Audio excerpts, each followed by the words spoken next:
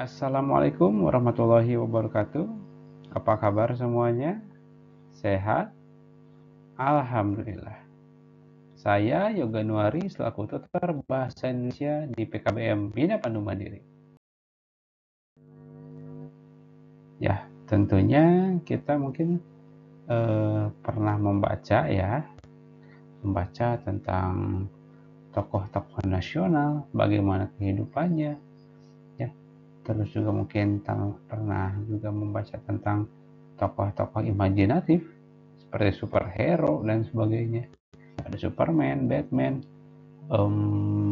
Spider-Man, atau mungkin Naruto, ya, dan sebagainya lah. Nah, dari cerita-cerita tersebut tentunya ada inspirasi yang ingin dibangun, ya, supaya orang yang membacanya ikut merasakan atau mungkin merasa terilhami, ya, untuk melakukan sesuatu.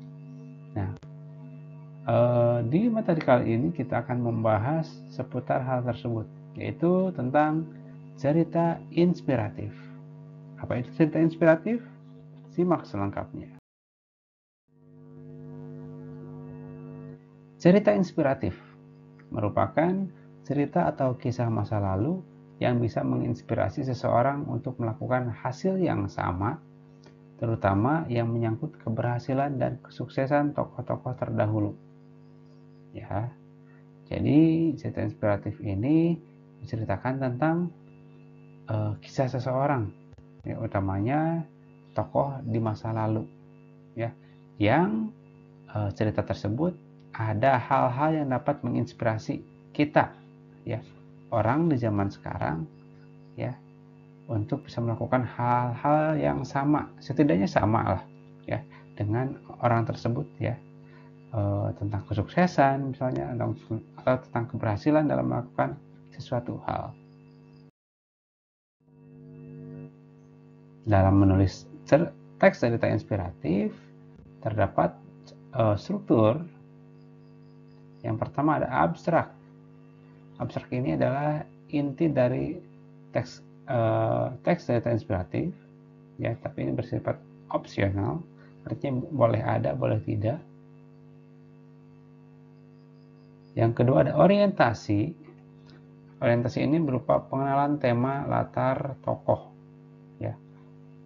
Biasanya tokoh dan latar diceritakan di sini, ya, dikenalkan tokohnya siapa, hidupnya di mana dan sebagainya, ya. Ini mungkin sama halnya dengan teks cerpen, ya, ada orientasi dan maknanya juga sama, itu pengenalan, ya, pengenalan tokoh, latar, ya.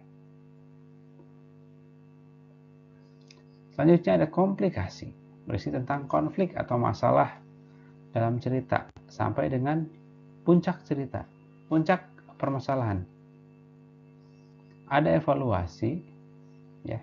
Evaluasi ini adalah munculnya pemecahan atau penyelesaian masalah, ya. Setelah puncak konflik masalah, lalu mulai muncul tanda-tanda penyelesaian dari suatu masalah tersebut, ya.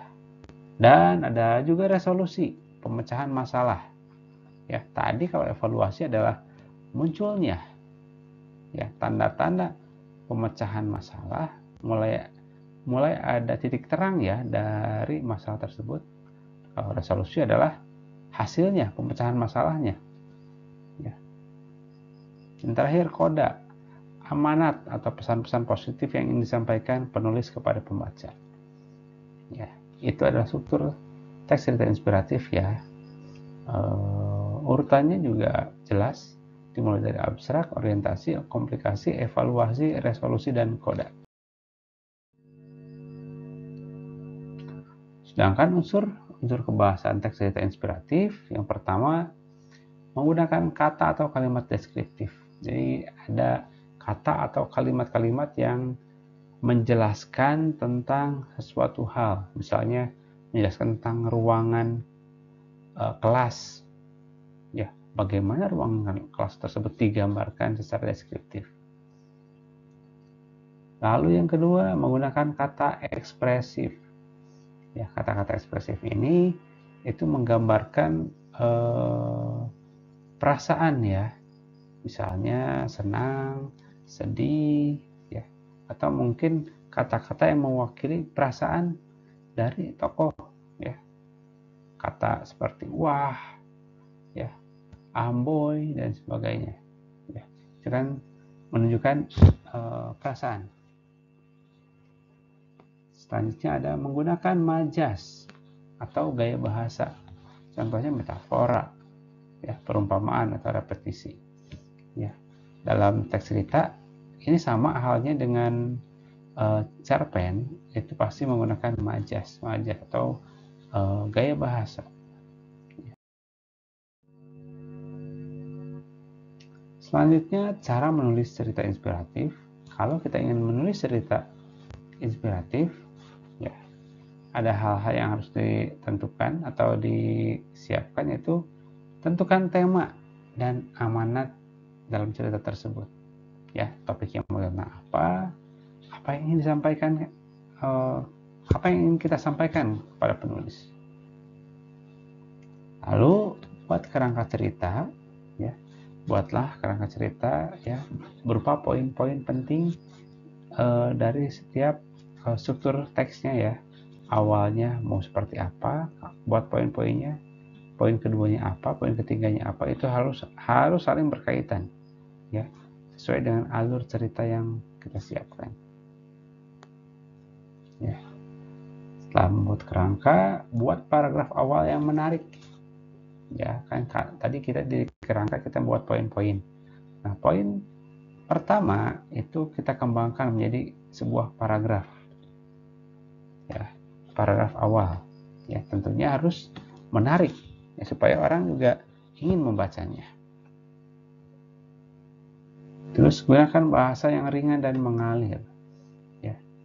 Bahasa yang digunakan itu mudah dipahami ya, dalam artian ringan ini tidak terlalu terlalu kiasan ya, tapi mudah dipahami ya, dan tentunya sangat naratif ya, bercerita ya. Terus libatkan emosi secukupnya ya, gunakan kata-kata emosi atau emotif, atau juga mungkin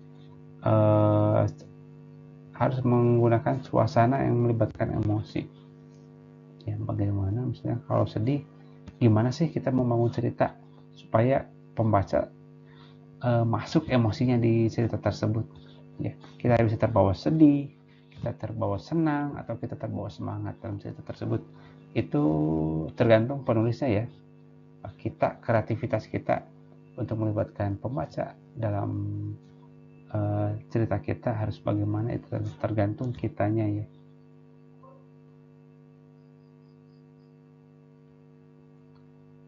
Lalu ending atau akhir cerita itu harus istimewa atau berkesan, paling tidak berkesan ya. Mau sedih mau senang, tapi harus memiliki kesan yang baik di pembaca ya.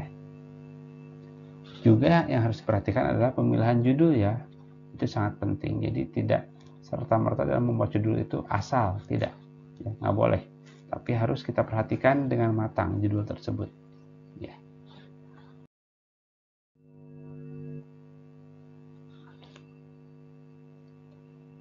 Dan yang harus diperhatikan ya kalau kita ingin menulis teks cerita inspiratif, yaitu pekalah terhadap lingkungan ya, karena dari lingkungannya kita itu banyak hal-hal yang dapat kita ungkap dari kisah-kisah yang berada di lingkungan sekitar untuk menjadi cerita inspiratif yang menarik dan mengesankan ya. Jadi kita harus peka ya terhadap lingkungan kita, ada apa saja di lingkungan kita yang dapat dijadikan sebuah cerita inspiratif. Dan selesai. Terima kasih sudah menonton video ini, mudah-mudahan ada manfaatnya ya. Kita kembali lagi, kita akan belajar lagi di pertemuan selanjutnya, di video selanjutnya. Terima kasih. Wassalamualaikum warahmatullahi wabarakatuh.